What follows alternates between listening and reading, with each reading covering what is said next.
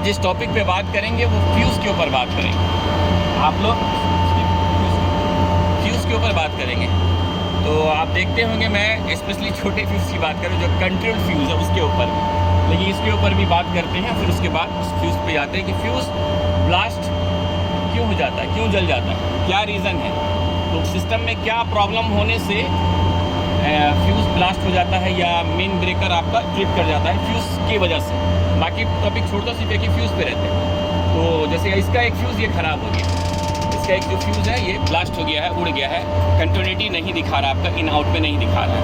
तो कभी भी जब भी फ्यूज़ में कंटिन्यूटी नहीं दिखाए, मैं स्पेशली फिर बोल रहा हूँ कंट्रोल के ऊपर बात कर रहा हूँ, लेकिन इसके ऊपर भी जो पावर में जो फ्यूज़ इस्तेमाल करते हैं वो क्यों उड़ जाता है। तो कभी भी इसका फ्यूज़ उड़ जाए तो जो केबल है, सबसे पहले केबल चेक करना चाहिए। जो आप जो केबल देख रहे हैं रेड येलो ब्लू, ये केबल आपको चेक करना चाहिए कि केबल कहीं शॉर्ट तो नहीं है, केबल का कहीं इंसुलेशन निकल जाएगा दो केबल का, क्योंकि इतना लॉन्ग है वो, कहीं पर भी कुछ भी मिस्टेक हो सकता है। तो इंसुलेशन निकलने से या किसी वजह से भी उस पर कभी कभी देखो यहाँ पर भी ये केबल जब जाता है ना, बहुत बार ऐसा होता है। देखो यहाँ से केबल जा रहा है, केबल जाता है यहाँ से, देखो स्क्रू लगा ध्यान नहीं देते, बड़ा स्क्रू, अब वो स्क्रू सीधा केबल में लग गया। हाँ, ये होता है, बहुत बार होता है, शॉर्ट ज़बरदस्त शॉर्ट होता है। तो इस तरह का कभी मेन पावर सप्लाई का फ्यूज़ उड़े तो उस तरह का वो केबल चेक करना चाहिए कि केबल तो शॉर्ट तो नहीं है।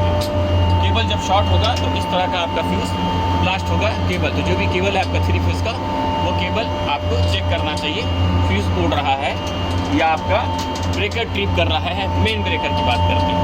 ठीक है, अब हम लोग जाते हैं कंट्रोल फ्यूज़ के ऊपर। कंट्रोल फ्यूज़ क्यों उड़ता है और क्या वजह है, ये आपको बताया मैंने फ्यूज़ के बारे में। सबसे पहले कभी भी ब्रेकर और मेन ब्रेकर का फ्यूज़ उड़े और ब्रेकर मेन ब्रेकर ट्रिप करे तो सबसे पहले हमें मेन ब्रेकर को जो केबल है वो चेक करना चाहिए, जो ब्रेकर से लेके यूनिट तक आ रहा है। कोई भी यूनिट हो सकता है, स्प्लिट हो, विंडो हो, कोई भी पैकेज यूनिट हो, चिलर कोई भी हो, ओके, कभी भी इस तरह का हो ये हो। दूसरा, फ्यूज़ एक सेफ्टी डिवाइस है, वो सेफ्टी है ना, अगर वो नहीं रहे और उसके ऊपर लोड पड़े तो आपको वो आग लग सकता है, ब्लास्ट हो, बहुत कुछ हो सकता है। तो एक सेफ्टी डिवाइस है, वो आपको इंडिकेट करता है, आपको बता देता है कि कुछ ऐप नॉर्मल है, फिर आप यानी टेक्नीशियन विजिट करें और उसको प्रॉपर चेक करें, फिजिकली चेक करें कि किस वजह से वो ब्लास्ट हुआ है। तो एक सेफ्टी डिवाइस है, ओके। तो सेम अभी यहाँ देखिए बहुत सारा आपको फ्यूज़ दिया हुआ है। तो अब हम लोग कंट्रोल फ्यूज़ के ऊपर बात करते हैं। कंट्रोल फ्यूज़ जब भी कभी ब्लास्ट हो, कंट्रोल फ्यूज़ कभी भी ब्लास्ट हो तो सबसे पहले मैं स्पेशली स्प्लिट एसी की बात करता हूँ। यहाँ पर इनडोर से जो आउटडोर, इनडोर से जो आउटडोर के बीच में जो वायर जा रहा है वो वायर चेक करें।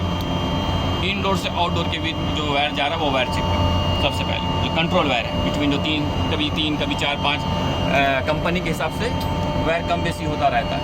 दूसरा, उसके बाद ब्लोअर मोटर, कंडेंसर मोटर और कंप्रेसर, ये तीनों चीज़ों को भी चेक करें। वो ये तीनों चीज़ भी ग्राउंड होगा तो फ्यूज़ उड़ता है पीसीबी का। हाँ, तो ये तीनों चीज़ें को भी चेक करें, blower motor, condenser fan motor और कंप्रेसर, ये तीनों होने से भी आपका ब्रेकर भी ट्रिप करता है और कभी कभी वो फ्यूज़ को भी उड़ाता है। इन तीनों चीज़ों को भी चेक करें।